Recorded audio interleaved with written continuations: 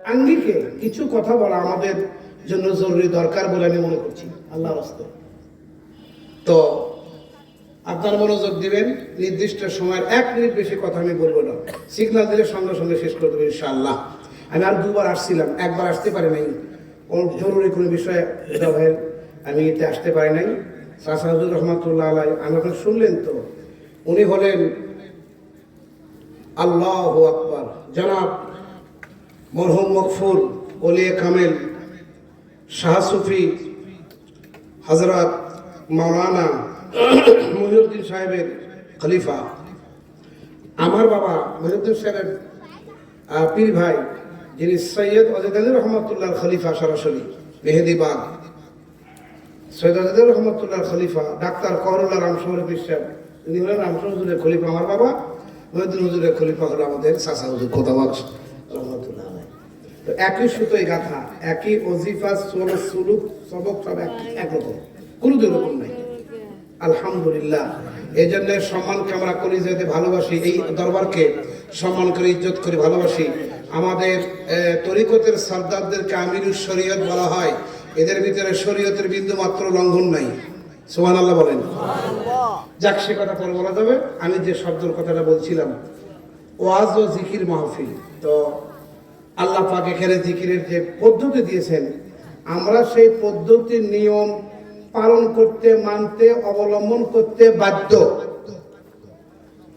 আপনাদের কি কষ্ট হচ্ছে আমার কথা বুঝতে বাবা?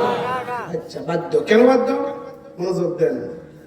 আল্লাহ কইছে ফাজকুরুনি বিত্তাআতি আযকুরুকুম বিরহমাতি। শুধু ফাজকুরুনি এই শব্দের 10টা ব্যাখ্যা মুস্তাস আস্তে আস্তে বলে আপনারা ধীরে ধীরে শোনেন। আল্লাহ বলে ফাজকুরুনি বিত্তাআতি, বান্দারে তোমরা আমাকে ইবাদতের মধ্য দিয়ে স্মরণ করো। আযকুরকুম বিরহমাতি, আমি তোমাদেরকে রহমত দিয়ে স্মরণ করব। রহমত কথাটা হলো অত্যন্ত ছোট একটা অর্থ, কিন্তু আসলে বোঝেন, আল্লাহ যদি মেহেরবানি করে যদি রহমত 1 মিনিটের জন্য বন্ধ করে দেয়, একটা প্রাণী এই পৃথিবীর জমিনে আর বাইসে থাকবে না। ঠিক না বলেন? রহমতের বহু ব্যাখ্যা রয়েছে, কত কথা বলা যাবে একসাথে। আপনারা আকলমান ইশারা বাসদ, জ্ঞানী ব্যক্তির জন্য ইশারা যথেষ্ট। আপনারা অনেক বিজ্ঞ ব্যক্তি, জ্ঞানী মানুষ, আমাদের উস্তাদুল মুকাররম, উস্তাদুল উলামা, শামসুল উলামাগণ আমার চতুর্দিকে আছেন। কাজেই আপনারা এরকম বিজ্ঞ ব্যক্তিদের সহবতে সবসময় থাকেন। ওনাদের সামনে আর আমি কি ওয়াজ করবো? আমার তো ইলম কালাম নাই। তবে সুবহানাকা লা ইলমা লানা ইল্লা মা আল্লামতানা ইন্নাকা আনতাল আলিমুল হাকিম। আপনারা কোন আমিন? সম্মানিত হাজিরিন, আল্লাহ কয় দ্বিতীয় কথা, তোমরা আমাকে ইবাদতের মধ্যে দিয়ে স্মরণ করো। এ দেশে কিছু যাকে জিকির করনেওয়ালা আছে, ওরা জিকির করে, ইবাদত করে না। আছে না নাই? কথা কর না কেন? আছে না নাই? কি সিস্টেম? আমার ভাইজান কেন বোঝে না গো তারে, এই আমি কত ভালোবাসি। মাশাআল্লাহ। হাই হাই, কথা কর না কেন?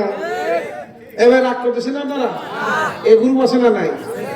মিনাল জিন্নাতি ওয়ান নাস। আমার কথা পরিষ্কার, খুশি হলে আলহামদুলিল্লাহ, বেজার হলে সুবহানাল্লাহ। কথা শেষ।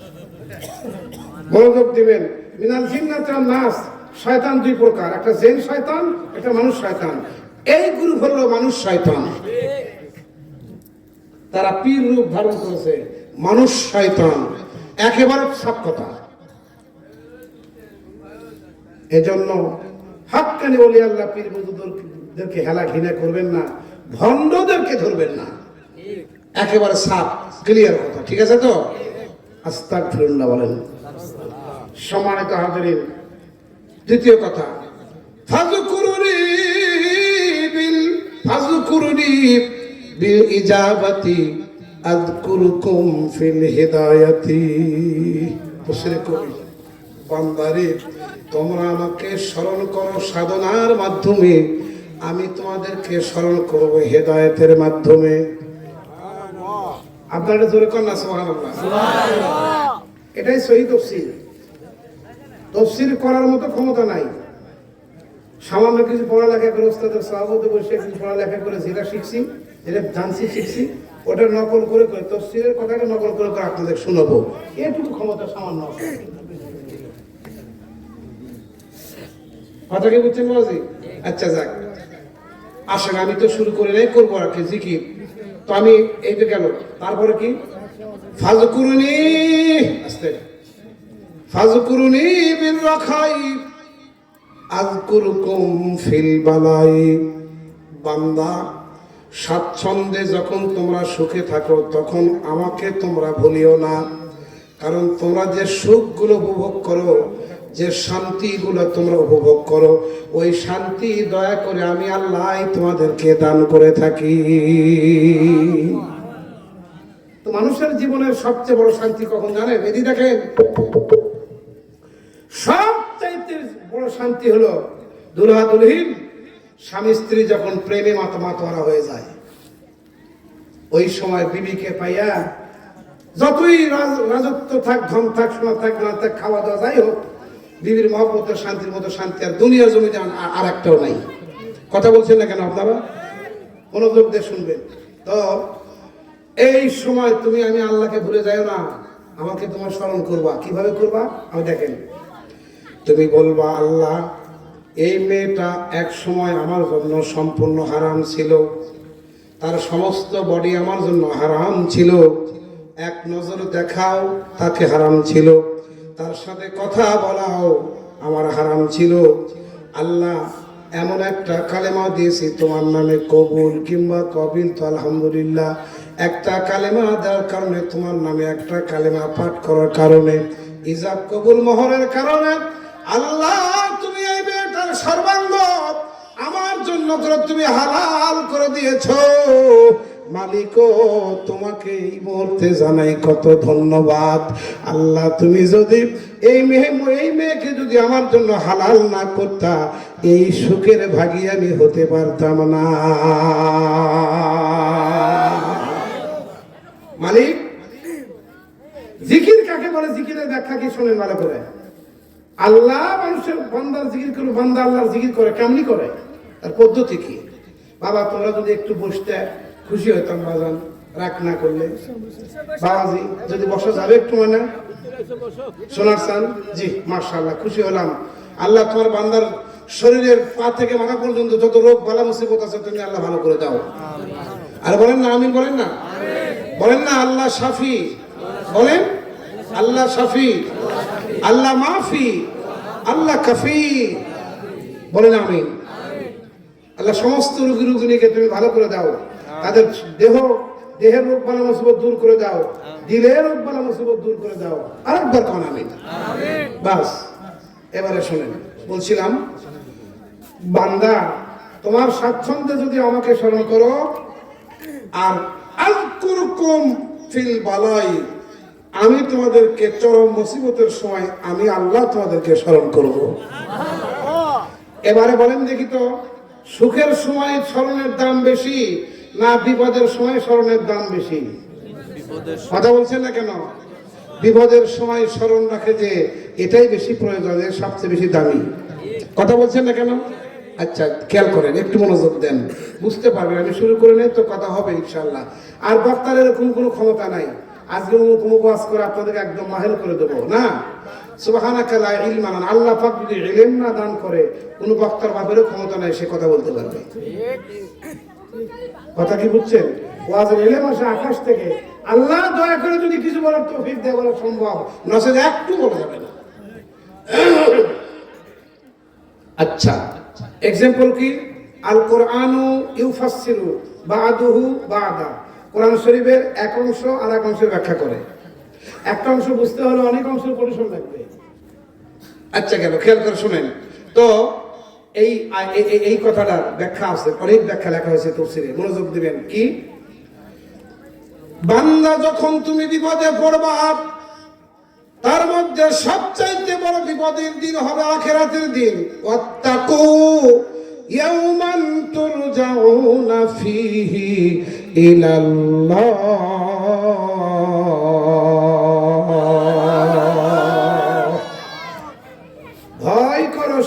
দিনকে, কোন দিন? কিয়ামতের দিন। কথা বল না কেন? আর আমাদের দেশ কিন্তু বাউল নামের ফাউল। এই বেয়াদবেরা কিয়ামতের দিনকে ওই যে ওদের ভক্তদেরকে কিভাবে বুঝায়, কিভাবে বুঝায় জানেন? কিরামিন কাতিবিন রোজ হাসরের দিন আল্লাহর দরবারে যদি করে অভিযোগ, আমরা বলবো দুনিয়ায় ছিলাম ল্যাংটা বাবার লোক। কথা কন না কেন? জাহেল বুঝলেন কথা? বাবা খেয়াল করে শোনেন, ওই কিয়ামতের দিন হবে ভয়াবহ দিন। সেদিন আমি আল্লাহ তোমাদেরকে স্মরণ করব। ওই দিন আল্লাহ যদি আমাদেরকে দয়ার নজরে স্মরণ করে, এর চাইতে ভাগ্যের কথা আর কিছু কি হতে পারে? এটা কোনো আখিরাতের হিসাব। এবার দুনিয়াতে আসেন, কিভাবে স্মরণ করবে? ও খেয়াল করেন, সাইয়েদানা হযরত ইউনূস আলাইহিস সালাম ইউনূস নবীকে মাছে গিলে খাইলেন। ঐতিহাসিকগণ এবং তফসিরের কিতাবে ইতিহাসবিদদের বরাদ্দ লেখা আছে, হযরত ইউনূস নবীর বডি দেহ ছিল 51 হাত লম্বা। কয় হাত? কথা বলেন না কেন? 51 হাত, 150 মানে 51 হাত লম্বা ইউনূস নবী ছিলেন। ইউনূস ইবনে মাত্তা, তো সেই কিতাবে তার লেখা আছে ইউনূস ইবনে মাত্তা। ইউনূস আলাইহিস সালামের বাবার নাম ছিল মাত্তা। মনোযোগ দিবেন। তো ইউনূস আলাইহিস সালামের বডি ছিল 51 হাত লম্বা। এই লোকটা 8, 9 হাত, 12 হাত এরকম প্রস্থ, 2 হাত, 2.5 হাত দেখে একটা পশম এরকম, বুঝলেন? তো ওই মানুষটাকে মাছে গিলে খাইছে, একটা বিরাট মাছ আছে তারা গিলে খেয়েছে। আমি সংক্ষেপ বলছি, গিলে খেয়েছে। আচ্ছা, গিলে খাওয়ার পরে ও দরিয়ার মধ্যে সাঁতার দিছে আর কি।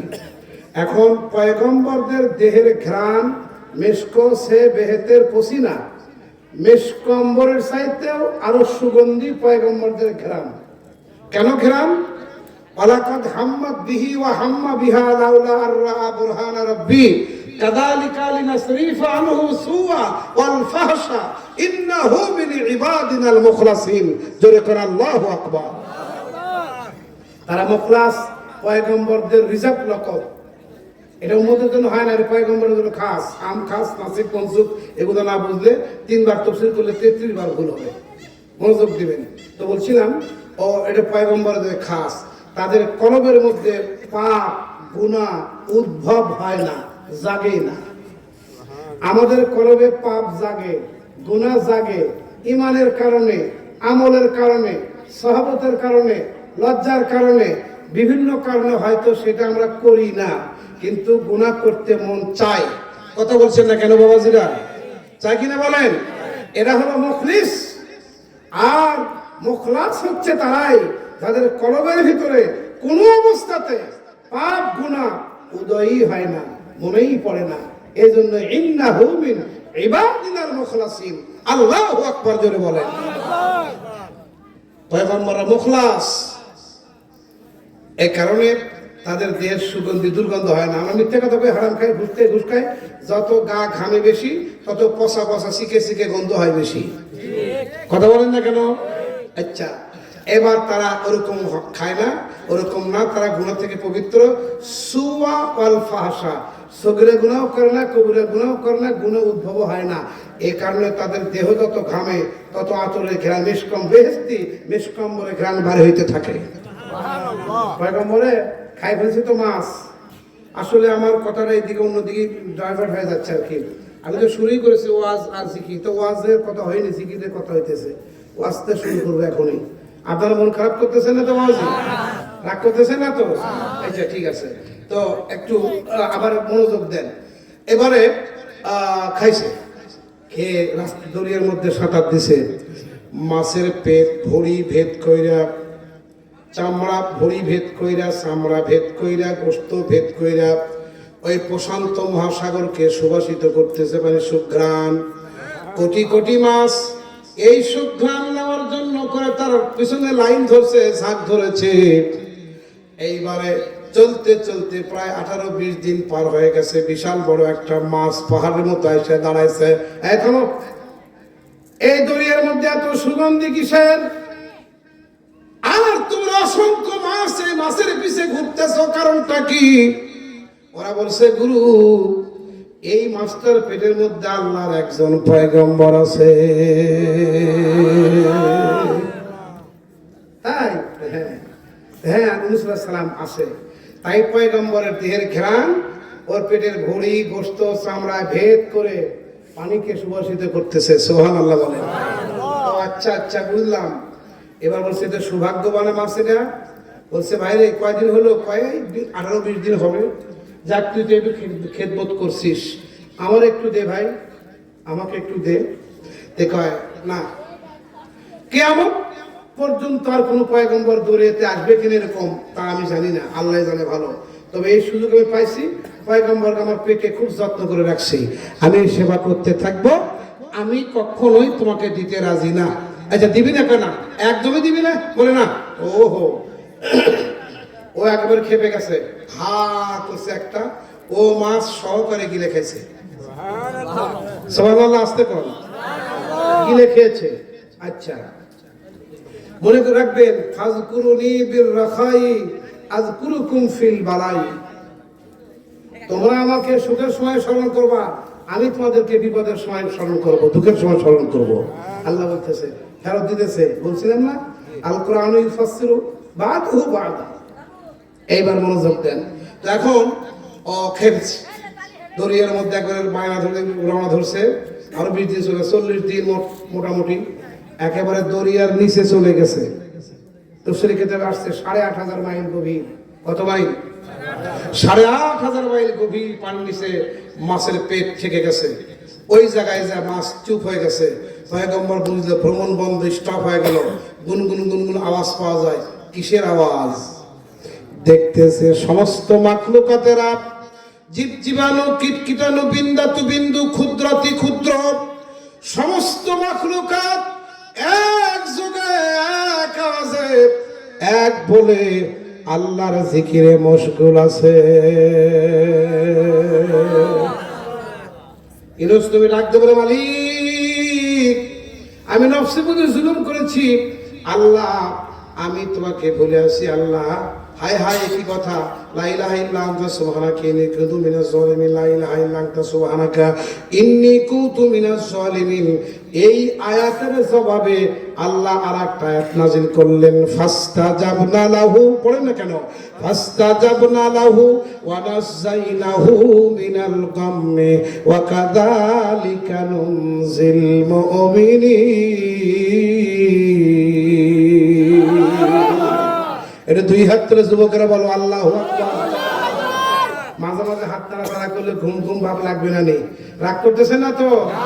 আচ্ছা এবার খেয়াল করেন তো। আল্লাহ বুঝাইলো, বিপদে পড়ে তোমরা আল্লাহর সাহায্য চাইবা, সর্বসময় তোমরা ইয়াকা না'বুদু ওয়া ইয়াকা নাস্তাঈন। বিপদে পড়ার সুপদে থাকো, ইবাদত করবা আল্লাহ, সাহায্য চাইবা কার কাছে? আল্লাহর কাছে। এই যে আল্লাহর কাছে সাহায্য চাইতে হয়, এইটা বুঝবেন কি করে আপনি? এটা মনোযোগ দিয়ে শোনেন। এরপরে ইউনূস আলাইহিস সালাম সেখান থেকে উদ্ধার হলো। আপনার সেগুলো ইতিহাস শুনছেন। আমি শুধু মূল কথাটা বোঝানোর জন্য ওই কথাটা বললাম যে ফাজকুরুনি আযকুরুকুম।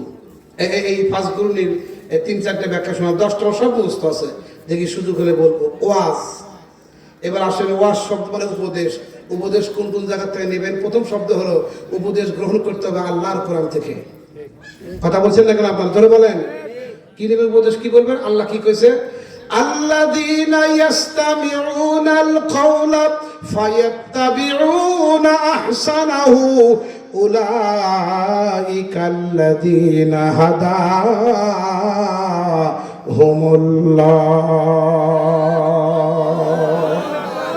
আল্লাযী আল্লাযাইনা আল্লাযীনা ইসমে মৌসুলা সিগায়ে জামা, ইয়াস্তামিউন যারা আমার কোরআন পাকের কথা শুনে, ফায়াত্তাবিউন যারা মানে মাইনা চলার সিদ্ধান্ত গ্রহণ করে, উলাইকাল্লাযীনা হাদাহুমুল্লাহ আমি আল্লাহ তাদেরকেই হেদায়েত দান করে দেব। 2টা শর্তে হেদায়েত পাবেন। এই এত আয়োজন, এই বেতবাড়ি গ্রামের এই এক কি বলে প্রত্যন্ত গ্রাম, গহীন গ্রাম অঞ্চলে, চরের ভিতরে, বিলের ভিতরে এক মহাপুরুষ জন্মগ্রহণ করেছিলেন, মরহুম মকফুর। হযরত মাওলানা খোদা বখশ রহমাতুল্লাহি আলাইহি, আল্লাহ পাক তাকে অনেক গুণে অনেক জ্ঞানে গুণান্বিত করে পাঠাচ্ছেন। কেন? মানুষকে হেদায়েত দেওয়ার জন্য। কিসের জন্য? কথা কোন না কেন আপনারা বলেন? হেদায়েতের জন্য। হেদায়েত কেমন জিনিস? এদিকে শুনেন, এই যা কিছু ব্যবস্থা সব হেদায়েতের জন্য। যদি কোনো কথা ঠিক না বাড়ি বলেন। আচ্ছা, হেদায়েত কেমন জিনিস? হেদায়েত দুই প্রকার। এক নাম্বার ইরাতুত তরিক, দুই নাম্বার ইসালুল আল মতলুব। ইসালুল আল মতলুব একটু গ্রামাটিক্যাল আলোচনা, মনোযোগ দিলে বুঝবেন, মনোযোগ দেন। একটা হেদায়েত আল্লাহ খাস করে নিজ হাতে দেন, আর একটা হেদায়েত আল্লাহ মানুষকে দিয়ে দেওয়ান। এই যে মানুষকে দিয়ে দেওয়ান, এটাকে ইরাতুত তরিক বলে। আর যারা নিজ কৌশলে দেন, ওটা ইসালুল আল মতলুব বলে। হুয়াল্লাযী আতা কুল্লা শাইইন খালকাহু সুম্মা হাদা। ওই আয়াতের ব্যাখ্যা এই আয়াতের এই অংশ। আপনারা একটু মনোযোগ দেন। আলেম ওলামা ভাইরা আছে, একটু দিলের কান দিয়ে শুনে কাজে লাগবে আশা রাখছি। কিরকম দেখেন, এই হাঁসের ডিম আর মুরগির ডিম একসাথে আমাদের বগুড়াতে মেয়েরা দেয় বাচ্চা উঠানোর জন্য। এদিকে আছে? আছে। আচ্ছা, তো হাঁসের ডিম একটু 10 দিন আগে দেয়, কারণ ওটা ছাল মোটা, ওটা উষুম লাগবে বেশি, গরম লাগবে বেশি, ও দেয়। দেওয়ার পরে তারা 10 দিন পরে মুরগির ডিম দেয়, একসাথে বাচ্চা ফোটে। এবার বাচ্চা ফোটার পরে 5টা হাঁসের ডিম, 5টা মুরগির ডিম, ও 5 10টা বাচ্চা উঠে গেছে। এখন ডিম থেকে বাচ্চা বের হওয়ার পরে হাঁসের বাচ্চা ফিস ফিস ফিস ফিস করে শব্দ করে, আর পুকুরের দিকে, নদীর দিকে, পানির দিকে যায়, জলের দিকে। ওর টান হলো জলের দিকে, মুরগির বাচ্চার টান হলো স্থলের দিকে। কথা কোন না কেন? মুরগির বাচ্চা পিছন থেকে বলে সিউ সিউ সিউ সিউ সিউ। এ ভাই কই যাস, ভাই কই যাস, কই যাস? পানি, গহীন পানি। ও মরে যাবি, স্রোত আছে। জীবন যদি বাঁচাতে চাস, পানির দিক থেকে মুখ ফিরে দিকে আয়। হাঁসের বাচ্চা কয় ফিস ফিস ফিস ফিস, তোরে পেশাল পাড়ার দরকার নেই, চুপচাপ থাক। রে আমার ভাই বোনেরা, আমারে নিয়ে টেনশন করা লাগবে না। মনে রাখিস, ওই হাঁসের ওই ডিমের ভিতরে যখন ছিলাম, ডিমের মধ্যে থাকা অবস্থায় আমার নিজের জীবন কিভাবে আমাকে রক্ষা করতে হবে, এই জন্য আল্লাহ ডিমের মধ্যে থাকতে আমারে সাঁতার শিখাইয়া দিছে। 2 হাত ধরে বলেন আল্লাহু আকবার। মনোযোগ দিবেন, এটাকে হেদায়েত বলে। ওটা হলো ইসালুল আল মতলুব। আতা কুল্লা শাইইন খালকাহু সুম্মা হাদা। মহান জাতে পাক আল্লাহ সুবহানাহু ওয়া তাআলা, তিনি সেই খোদা যিনি প্রত্যেকটা মাখলুকাতকে নিজ নিজ জীবন ধারণ করার অনুভূতি শক্তি দিয়ে হেদায়েত দিয়ে থাকেন। আর একবার বলা যাবে আল্লাহু আকবার। এখন শুনেন, তাহলে ডিম থেকে বের হলে হাঁসের বাচ্চা ন্যাচারাল হাঁস হয়। কি বলেন? মুরগির বাচ্চা ডিম থেকে বেরোলে ন্যাচারাল মুরগি হয়। গরুর পেট থেকে বাছুর হলে ন্যাচারাল গরু হয়। ছাগলের পেট থেকে ছাগল বাচ্চা হলে ন্যাচারাল ছাগল হয়। হরিণের পেট থেকে বাচ্চা হলে হরিণ হয়। মহিষের পেট থেকে বাচ্চা হলে মহিষ হয়। কুকুরের পেট থেকে বাচ্চা হলে কুকুর হয়। বাঘের পেট থেকে বাচ্চা হলে বাঘ হয়। সিংহের পেট থেকে বাচ্চা হলে সিংহ হয়। স্কুলে ভর্তি করার দরকার হয়? কথা কন্যা যাবে আপনারা? না, হয় না, ন্যাচারাল হয়। কিন্তু মানুষের পেট থেকে বাচ্চা হলে মানুষ হয় না, তাকে মানুষ বানাতে হয়। 2 হাত থেকে আল্লাহ বলে, এই যে মানুষ বানাতে হয়, এইটার নাম হলো হেদায়েত। বুঝছেন বাবাজি? এবার আসেন, আমি একটু আল্লাহর রাস্তে বলি, এই হেদায়েতের উপরে একটু কটা কথা বলি। এই যে ছোট্ট একটা বাচ্চা, আমার ভাইয়ের ভাগ্নি, মানে আমাদের ভাগ্নি ছোট্ট বাচ্চা, দেখেছেন আল্লাহর কোরআন শরীফ সবক নিলেন, কি মধুর তেলাওয়াত সে শিখেছে। এই হেদায়েতের অর্ধেক আছে নারীর মধ্যে, অর্ধেক আছে পুরুষের মধ্যে। এবারে মামুনা আপনারা মনোযোগ দেন, মহিলাদের জন্য আলাদাভাবে কিছু কথা বলা খুব জরুরি দরকার, কারণ ওনারাই ছিলেন দীর্ঘদিন আমাদের দেশের একচেটিয়া সরকার। কেমন কথা কন না কেন? হাত দেখেন ঠিক না জোরে বলে। তবে লাভ খুব একটা হয়নি। দস্তার চাইতে সস্তা, বস্তার চাইতে ভারী, সেটা হলো বাংলাদেশের নারী। আমি কি তাদের জন্য কিছু না বলে পারি? কথা কন না যে যত বিপদ সবখানে আমাদের মধ্যে গেছে, ঠিক না বাড়ি বলে। পরাজিতদের সমালোচনা করে সময় নষ্ট করার মতো বোকামি করা উচিত না আমি মনে করি। যারা পরাজিত, হাল আতাকা হাদিসুল জুনুদ ফিরআউন ওয়া সামুদ, যারা পরাজিত ওদের পেছাল পড়ার দরকার নাই। একবারে আমরা সবাই আন্দোলনে বলেছিলাম এক দাবি এক দাওয়া এক দাবি, কি দাবি এক দাওয়া এক, প্রধানমন্ত্রী পদত্যাগ। আল্লাহকে তোমাদের জানা নাই দাবি এক দাওয়া এক, গোষ্ঠী শুদ্ধ দেশ ত্যাগ। কথা বলে কেন আপনার জন্য বলে কাজেও পেছাল পড়ার কোনো প্রয়োজন নাই। যারা পরাজিত আর কখন তারা মস্ততে ফিরে আসেনি, পৃথিবীর ইতিহাসে এরকম নজির একটাও নাই। কাজে ওই পেছার আমাদের পড়ার দরকার হয় না। আমরা বিজয়ী, এক কথায় শেষ। বিজয় অর্জন করেছি, তাই সমস্ত দুঃখ ভুলে গেছি। আল্লাহ তাদেরকে বুঝদান করে নাকি বাস একেবারে ওই হিংসাত্মক কথা বলা উচিত না, বা হিংসাত্মক কথার দরকার নাই। যারা ভুল করে তাদের পিছনে ঘুরেছে, তাদের নেতা পচে গেছে, তোমরা সব ছাড়ো, আল্লাহর ছায়াতলে, আল্লাহর ইসলামের ছায়াতলে আসো, দেখবা আবারও হারানোর শান্তি তোমরা ফিরে পাবা। সোজা কথা, একবার পরিষ্কার কথা, যাক সে কথা থাক। এবার আসে হেদায়েতের কথা বলছিলাম। আতাকুল্লাহ শাইইন খালকাহু সুম্মা হাদা, আর একটা ইরাতুত তরিক। মনে রাখবেন, হেদায়েতের অর্ধেক অংশ নারীর ভিতরে, অর্ধেক অংশ পুরুষের ভিতরে। সুবহানাল্লাহ বললেন না? এই দেখেন, পৃথিবীতে একজন মানুষ এমনই হেদায়েতের আলো ছড়িয়েছেন, কিয়ামত পর্যন্ত মানুষ সেখান থেকে হেদায়েত গ্রহণ করবেন। কিন্তু সে নাই দুনিয়াতে, আরো হাজার বছর আগে কবরে চলে গেছে, বহু বছর আগে কবরে চলে গেছে, কিন্তু তার হেদায়েতের আলো ও কিয়ামত পর্যন্ত চলতে থাকবে। এই সন্তানটা, এরকম একটা শিশু বাচ্চা, যারা আমরা কোরআন শরীফ দিয়ে, ছোট্ট একটা মা কোরআন শরীফের হাফেজা, উনি সে মায়ের পেটে ছিল 22 মাস। কয় মাস? জীবনে শুনেন নাই, আজকে শুনেন। 22 মাস বাচ্চা থেকে আপনাদের এই উল্লাপাড়ার দিকে কথা কোন 15 মাস থাকে, 13 মাস থাকে, 12 মাস, 11 কত থাকে? জোরে কম, বেশি হলে 10, চূড়ান্ত এক্সপার্ট টাইম 10, নাকি বলেন? তার বেশি থাকে। কিন্তু এই ছেলেটাকে, এই মানুষটাকে আল্লাহ পাক মার পেটে রাখছিলেন 22 মাস। আর একজন মহামানবকে মার পেটে রাখছিল 36 মাস। আর একজন কাল্লা রাখছে মার পেটে 26 মাস। এগুলো সব কথা আজকে একদিন বলা যাবে না, একটা বলি, কমটাই বলি, 22টা বলি। এই ছেলেটার নাম কি, বাবার নাম কি, মায়ের নাম কি, বাড়ি কই, কি ঠিকানা, সে কে, এগুলো কিতাবে আলোচনা। এগুলো আজকে হাকাও বানাওয়ার কোনো গল্প না, এদের নভেল নাটকের গল্প নাই মিয়া, কিতাবে আছে, দলিল আছে, দালিলিক আলোচনা। এগুলো ইস্তেমবাতের কিতাব আছে। এগুলো অ্যাটেনশন প্লিজ, মনোযোগ দেন, বুঝতে পারবেন। বলবো? আল্লাহু আকবার, নিশ্চয় বলবোই তো, বলার জন্য তো বলছি। এই যে খোদা বক্স রহমাতুল্লাহ আলাইকে আল্লাহ কেন এই বেতুবাড়ি গ্রামে পাঠাইছিল, আল্লাহ কি উদ্দেশ্যের ভিতরে, এর ব্যাখ্যা আছে না নাই? কথা বলছেন না কেন আপনারা ভাই? তার বংশে শামসুল হুদা ভাইয়ের মতো একজন মানুষকে উপযুক্ত তৈরি করলেন। আজ যুগ যুগ ধরে এটা চলতে আছে, আরো শত শত বছর চলতে থাকবে। কেন আজ পর্যন্ত টিকে আছে? আল্লাহর কি উদ্দেশ্য এর ভিতরে আছে, এর ব্যাখ্যা আছে না নাই? ব্যাখ্যা দেব আল্লাহর রাস্তা, আপনারা মনোযোগ দিলে। এবার আসেন দেখা যাক এই হেদায়েত কিভাবে আমরা পেয়ে থাকি।